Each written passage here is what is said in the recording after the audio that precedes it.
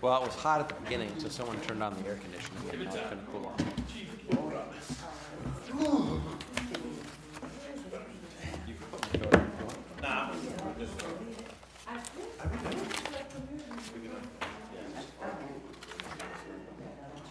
Okay.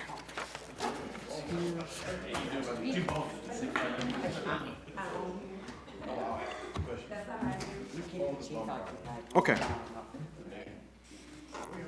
Did he pause the video or is it still going? I don't know. Okay.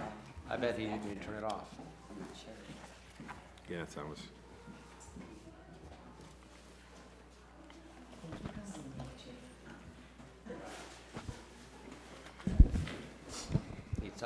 Need some to stir. We're going? Okay. So we're going to reconvene, and we have Mr. Watson in front of us this morning, and we're going to begin, so I think you had the last question. You had the last question, right? I had the last question. Okay, so we're going to start with Councilmember Lawler. Good morning, Mr. Watson. Good morning. Okay, please outline your reasons for wanting to be the next city manager of Albion. First of all, thank you very much for the opportunity to be here, the opportunity to interview for the position. With regard to the opportunities city manager for the city of Albion, there are a number of reasons. I think that most of you have heard the story. My wife accepted a position at the University of Michigan. She's on the faculty there, and so we're moving from Seattle to Michigan, and very excited about it. And so, certainly one thing is the opportunity for employment, but I've had the opportunity to do research and talk to a lot of people about Albion, as well as paid a couple of visits to the community, and I think there's a lot of things, a lot of really interesting things going on in Albion, a lot of exciting things in terms of the community, and I think a desire for members of the community to move the community forward and in a positive way, and the opportunity to be a part of something like that is certainly very exciting and very much of interest. I think that I bring a lot of skills to the city of Albion that I believe can help with that. I believe in public service and partnerships, and I think it's partnerships that help to move communities forward, and I have a lot of experience in doing that and providing leadership in that way. So I am just really excited at the prospect of working with the council and members of the community to help the community move forward. Thank you.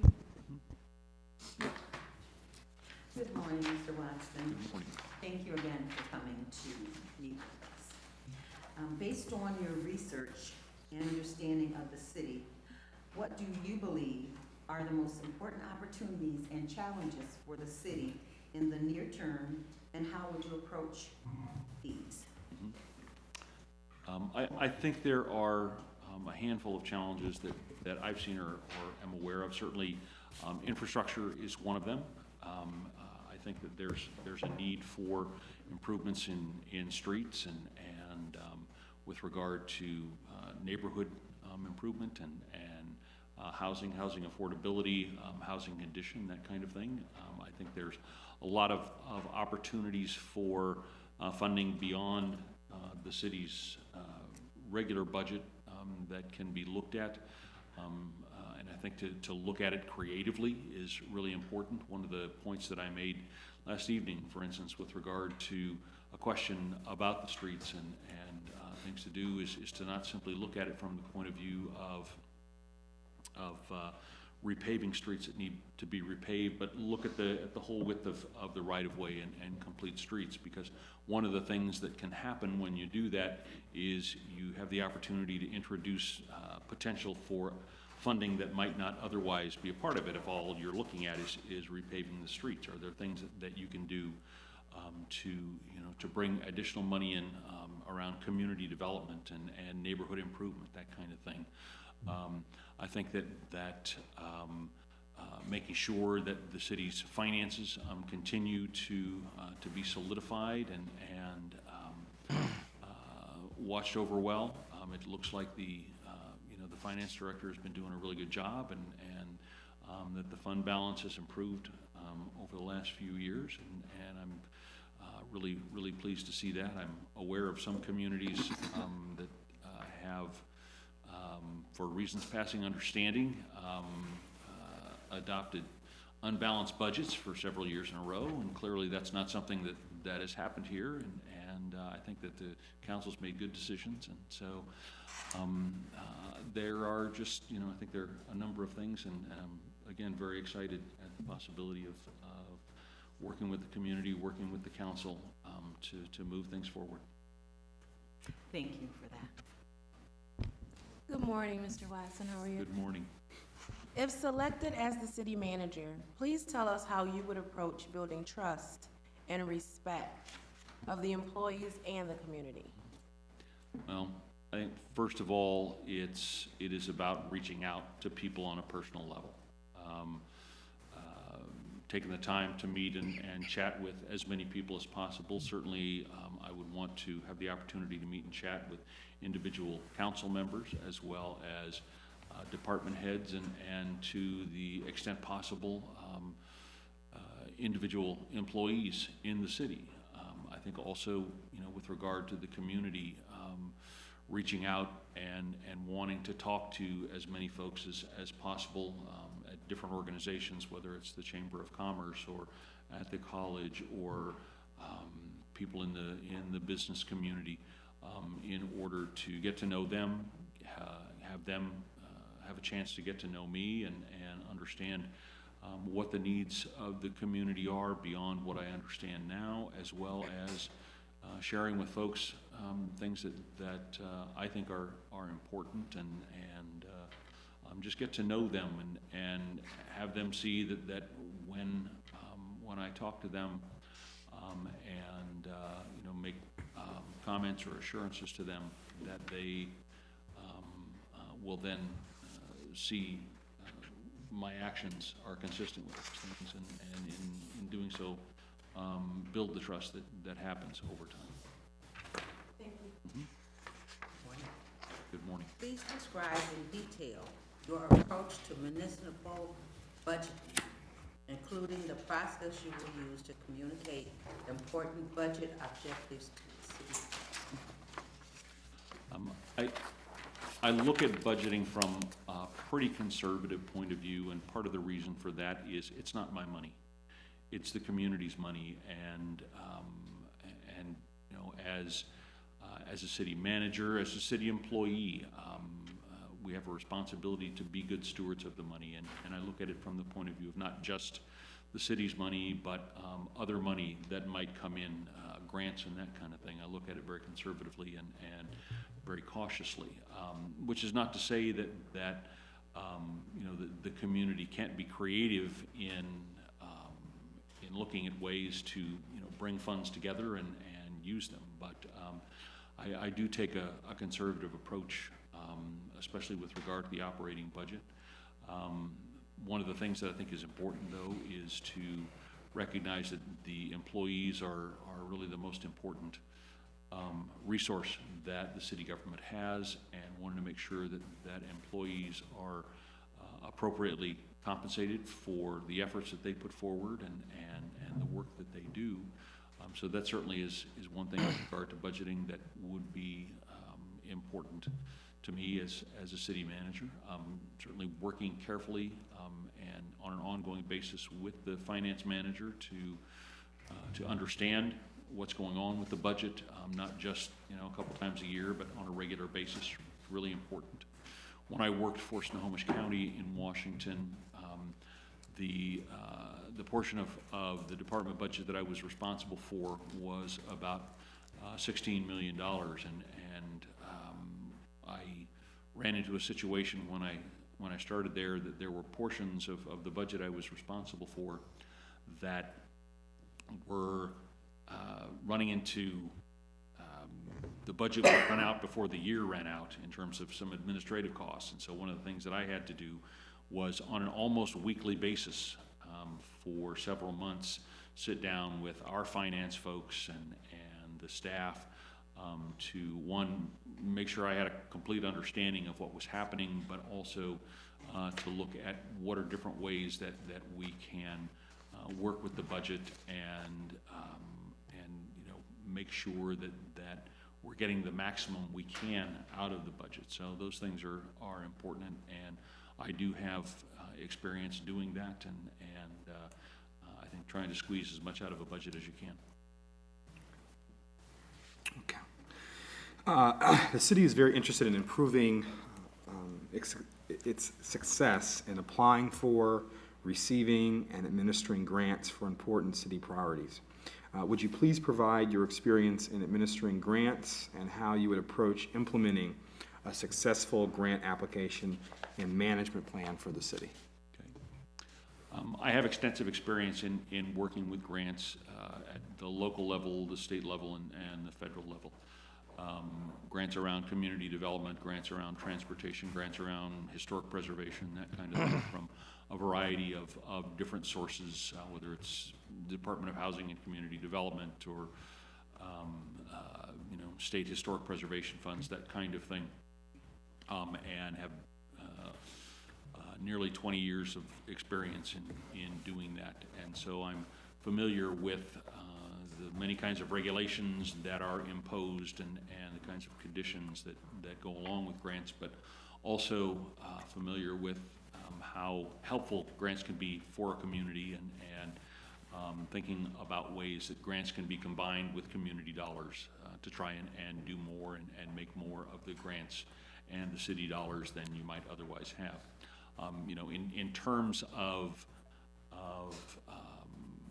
grant applications and that kind of thing, would certainly be looking to what success that the community has had before, reaching out to potential grant funders, that kind of thing, whether they be private grants or grants from the state as well as federal, and reaching out to folks that could be partners as well as help with serving the purpose of getting the grants, whether that be might be state legislators or folks at for instance, the Michigan Economic Development Corporation, and really getting a good understanding of what grants are needed, and working with specific staff to develop the information that we need to put together grant applications, making sure everyone understands when grant applications are due and the information that we have to have, and putting it together that way in order to put forward successful grant applications.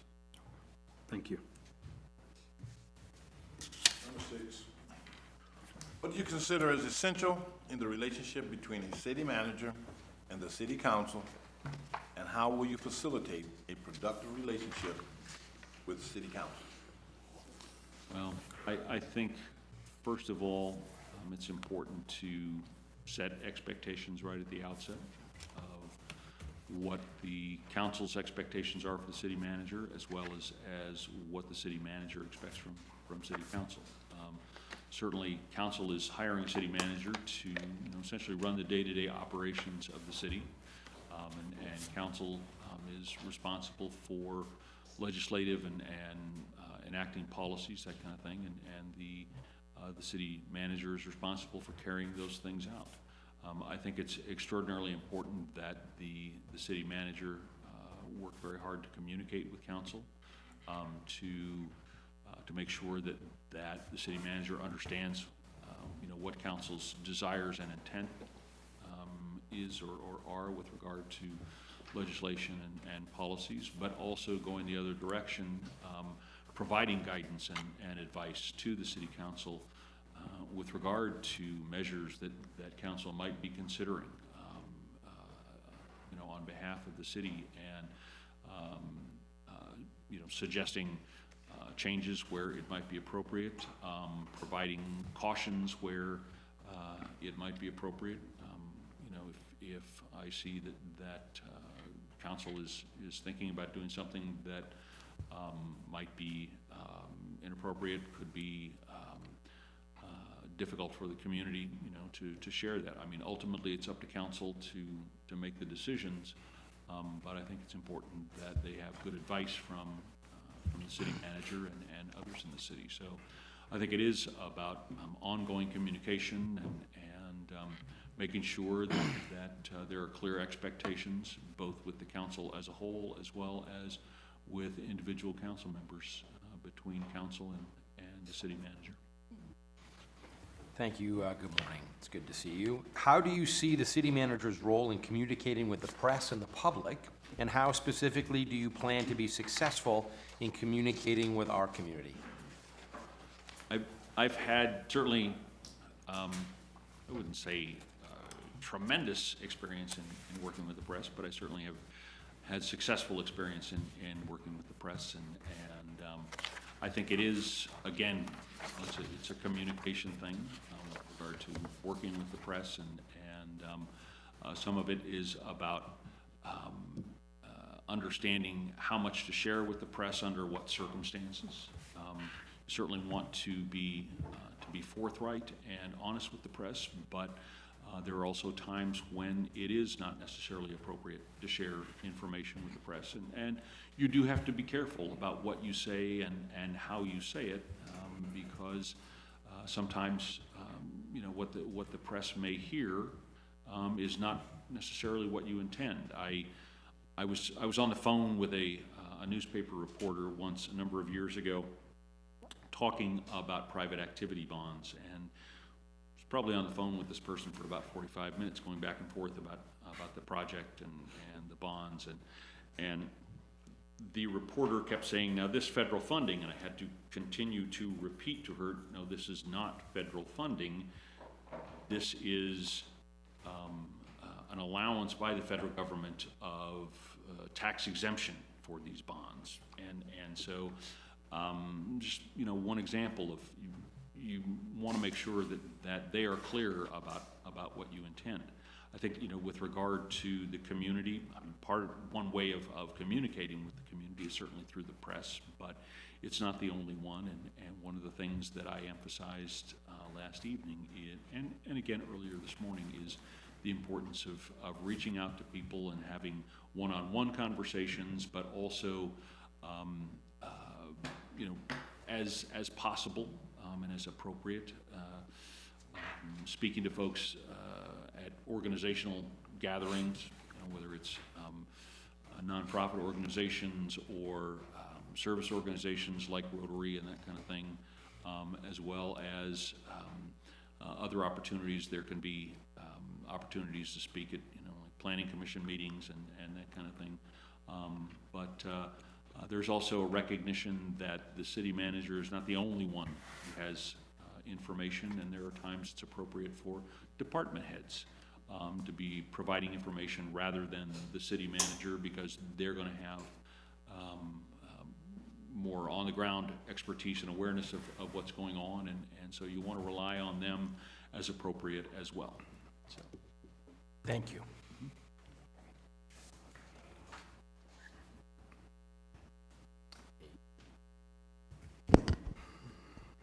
Please describe the process you would utilize to recruit and select talented staff with attention to making sure the candidate pool reflects the diversity of the community.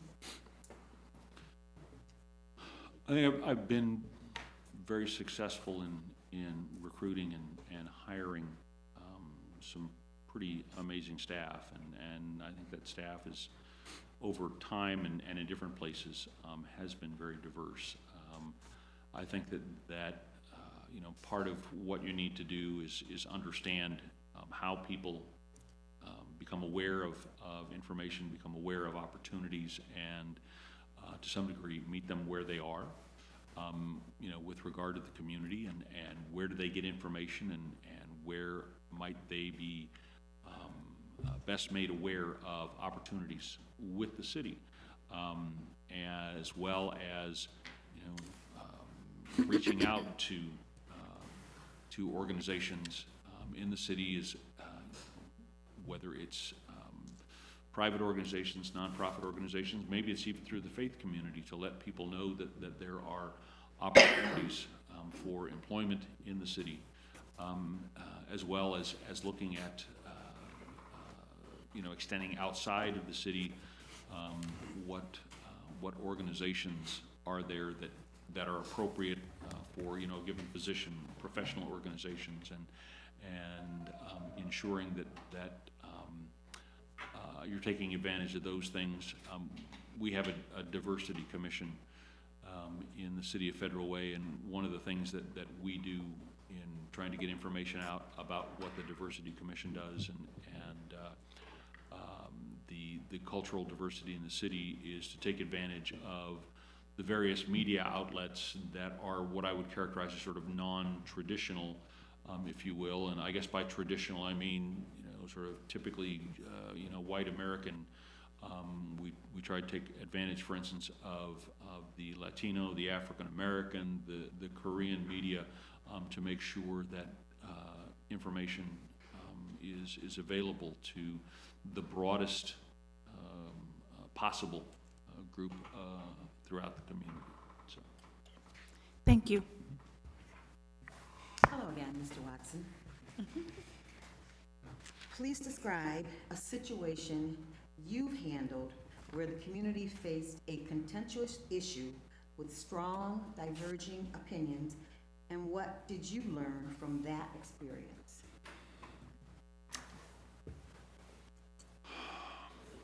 Working in local government, there are lots of opportunities for that. There was this is just one example of many. When I was working for Douglas County in Colorado, we had an area where we were doing a small area plan. In addition to the comprehensive plan that we had for the whole county, we were working on a small area plan, and the small area plan, there were some folks that were interested in seeing some development in that area. There were others in that area that were just adamantly opposed to the development. And the first thing that I did, which turned out to be a mistake, was to assign a single planner to the project to interact with the community and to have community meetings, that kind of thing, and begin to develop a plan. And I say it was a mistake for a couple of reasons. One, excuse me, it turned out that this planner just didn't work particularly well with the community, unfortunately, and there were a number of people who complained to the county commissioners as well as the community development department about this particular person, and it led to a situation where I had to step in and have meetings with residents of the area and talk to them about their concerns, and they were like, we need to get rid of this particular planner, and we said, well, we're not going to have the community dictate who's going to do the work, but we certainly can be responsive to some of the concerns that they have with regard to the way that the process has been handled thus far. Ultimately, we expanded both the timeline as well as the process for going through the planning and established a steering committee to help staff work through the various issues and that kind of thing, and ultimately came up with an area plan that was supported by some of the development community. They didn't get as much as they would like to have had, as well as many of the members of the community who were opposed to development, recognizing that there's a level of property rights that need to be respected.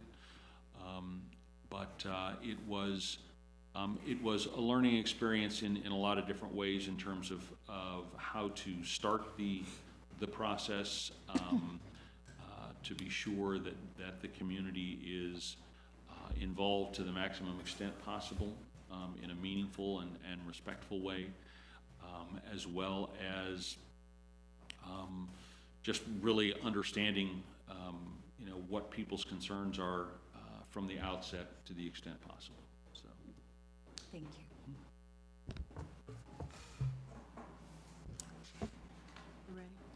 Please describe a situation when you've disagreed with your governing board.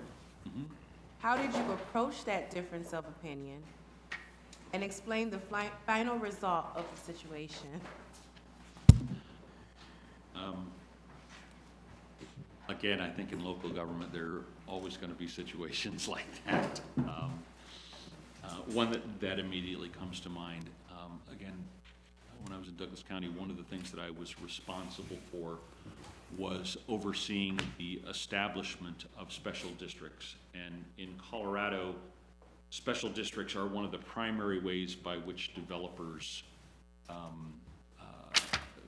essentially create funding for the infrastructure that's necessary for development, and then kind of the longer term maintenance of that. And the reason that the county is involved is because special districts have taxing power, they have eminent domain power, that kind of thing, and so they have to be approved by the Board of County Commissioners. And we had a situation where there was a pretty high-powered developer who had connections not just at the state level, but also at the federal level. And certainly, the commissioners were well aware of it.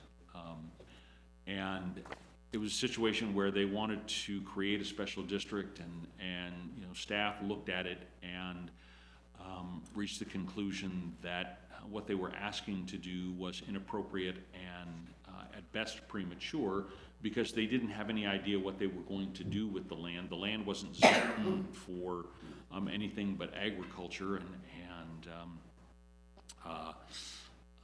so staff really was very opposed to it, and we went back and forth with both the applicants as well as the county administrator's office at the time, acting as a little bit of an intermediary, knowing that the commissioners were getting a lot of pressure from outside the county and state level, and to some degree from some folks at the national level, and trying to understand and be respectful that, while also being true to providing what we felt was the best recommendation we could make and the best advice to the commissioners, given what we understood about the circumstances. And ultimately, the recommendation that we did make to the county commissioners in a public hearing was to not approve the special district, at least not at that time.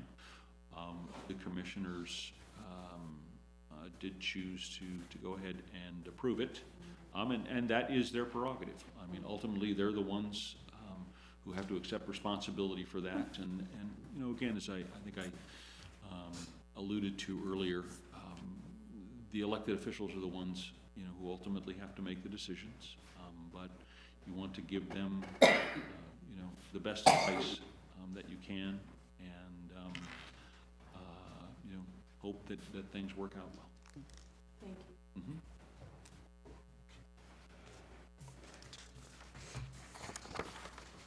Okay. If someone were to Google search you, what would they find regarding your past public positions? And is there any information or background you would like to provide regarding publicity available information about you? Well, I can't be sure because I've never Googled myself. And I will say that I'm a little skeptical of social media, so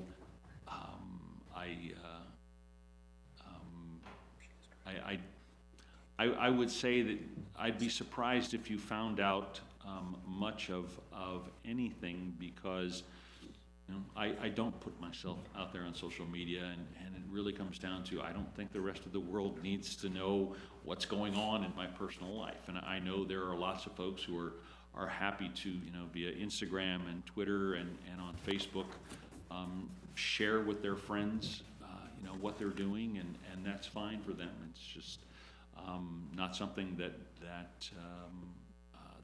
I think is, you know, particularly necessary for me. So I think that you would probably find anything pretty run-of-the-mill and perhaps even a little bit boring. I think that my experience in my career are things that I can represent to you and describe to you. There are plenty of references that would, you know, provide you with, I think, candid and pertinent information about my experience, and so I would be surprised if you found something on Google that gave you pause. So. Okay. Community involvement is important to the city. Please describe how you would plan to personally become involved in the community. I've thought about this actually quite a bit, and you know, I think part of it goes back to things I've already talked about in terms of reaching out to people on an individual basis, reaching out to organizations, reaching out to different institutions in the community, and having an opportunity to, you know, meet people and talk to them, you know, having coffee and that kind of thing, but also, you know, being aware of and participating in the events that take place in the community, you know, whether it's, you know, particular festival or, you know, the kinds of things that go on that are more just day to day, and part of it too is to what extent do you support the community economically, you know, shopping into businesses in the community whenever you can.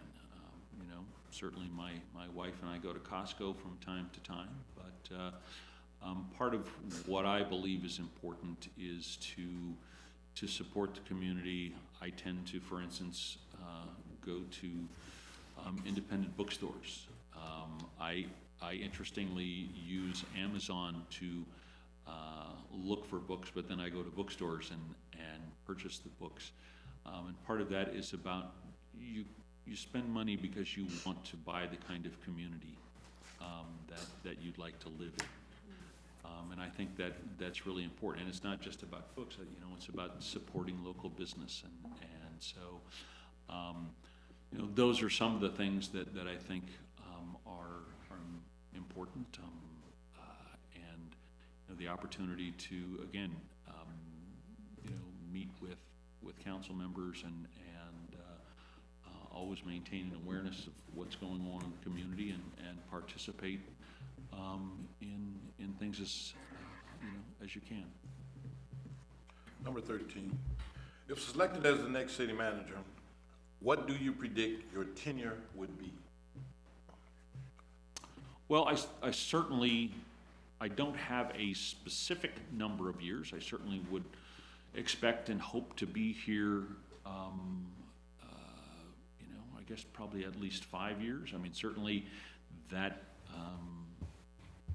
as with any city manager, it, you know, depends upon the relationship with city council, but you know, I would expect to be here a long time. So, Thank you. Okay. So, how much time do you have? Okay. So, we have time for, I guess, non-scripted questions. So I'm going to ask you a question I asked the other candidate. If you had to explain council manager form of government to a citizen, like what are the highlights that you would point out? What are the essentials? How how is it supposed to work? Well, I would begin by making the distinction between a strong mayor form of government and a manager council form of government, and sort of who's the chief executive officer of the community, if you will. In terms of the council manager form of government, helping to understand that the council members and the mayor are elected, and they're the legislative body. They're the ones who make policy and make the decisions about how the city is going to move forward, and they're the ones who ultimately have responsibility for making decisions about the budget and that kind of thing. That the city manager is the one who is responsible for providing the day-to-day management and leadership of the city and the employees to ensure that the policies and the desires of the city council and the mayor are carried out and carried out consistently and judiciously. I think that's kind of it in a nutshell. Thank you. Councilmember Barnes, Councilmember Lawler.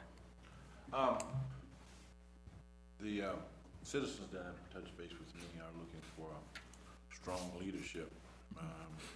Right now, Albion is a very diverse community, a lot of organizations, nonprofits, and a pretty tough city council. How would you describe your leadership under this scenario? Charismatic, ability to lead, having a vision, being able to lead people, galvanizing a community that's very tough. I think this is similar to a question that I was asked yesterday about the fact that it is a community that is diverse, and how would you handle that? And I think first of all, it begins with respect for people. It begins with a desire to empower people that are working for you to do the very best that they can, and to acknowledge that different people have different life experiences, that there are life experiences that I can never fully understand, but that I have a tremendous desire to learn more about and to become more aware about, and to encourage others to take the same approach. Again, I think it's so important to reach out and meet with people individually, in groups, etc., to build trust. Because if I'm asking people to follow my lead, they have to have a certain level of trust in me. They have to have a level of trust that says, I'm being authentic with them, that I'm trying to meet them where they are, and that I have a genuine desire for the community to come together and be its best self, if you will, and to be inclusive of all the members and the interests of the community. It's not to say that everybody gets everything that they want, because clearly that's not practical, but to bring the community together to work in a way that benefits everyone, recognizing that sometimes one part of the community is going to get something before another part of the community, but that doesn't mean that the benefits aren't ultimately going to accrue, and just to demonstrate over time that the actions that I take and the way that I interact with people gives them confidence that they can count on me and that I will do what I say, and I will be respectful of points of view and try to incorporate them to, to the maximum extent possible. Councilmember Lawler. Thank you, Mayor. If you've done your research of Albion, you know that we have lost our high school and our middle school. So how would you help the council and other entities market Albion for people to come here if we don't have a school? That's a really good question, and it's something that I've given some thought to and have some concern about from the point of view that, in terms of economic development, whether it's trying to attract businesses to the community or grow businesses in the community, because one of the things that companies are going to look for is, well, how are the schools in the community? And if I'm asking employees to come and live in a place, is it a place where they can feel comfortable and confident that their children are going to get a good education? So when I learned about the merger of the school districts and the fact that many of the students from Albion are bused over on a daily basis, the thought that came to my head is, wow, what does that mean?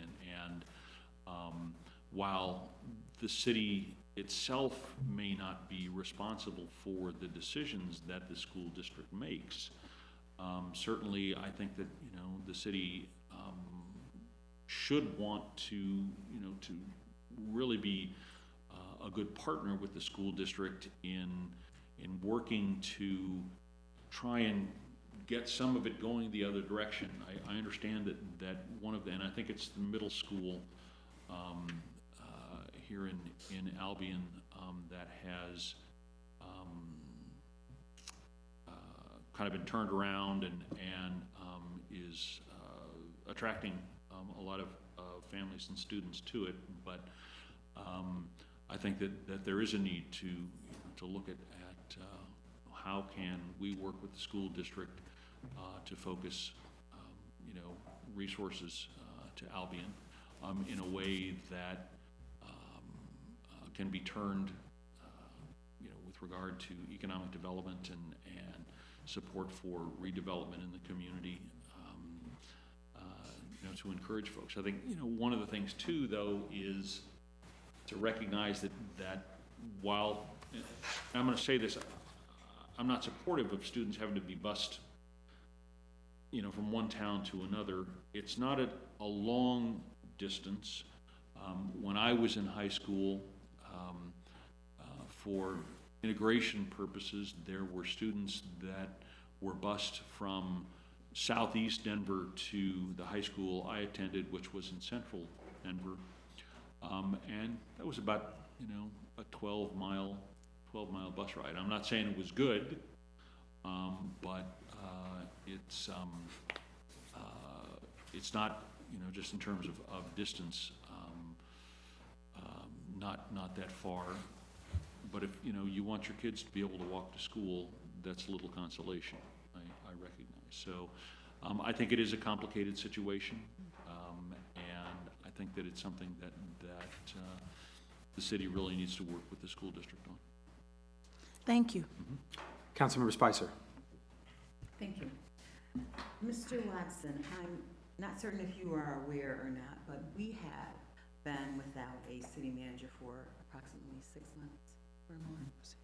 And if you are the successful candidate for this position, can you give us a time frame or an approximate of when you'll be able to start with that? I would like 60 days, but that is certainly negotiable.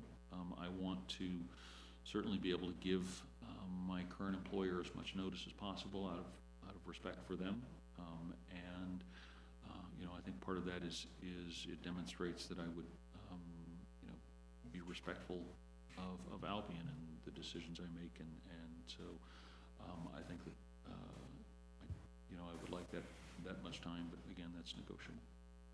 Thank you. And then I have one other additional question. So considering the the fact of the U of M connection, have you given thought about residents and how you might? I have thought about it. You know, I think in a perfect world, my wife and I would live in the community. I also need to respect the fact that my wife's job is in Ann Arbor, and hoping that we can find a way to find a balance there, and do something that works for both my family and the community. Thank you. Are there any further questions from council? Okay. Thank you so much for your time, and best of luck.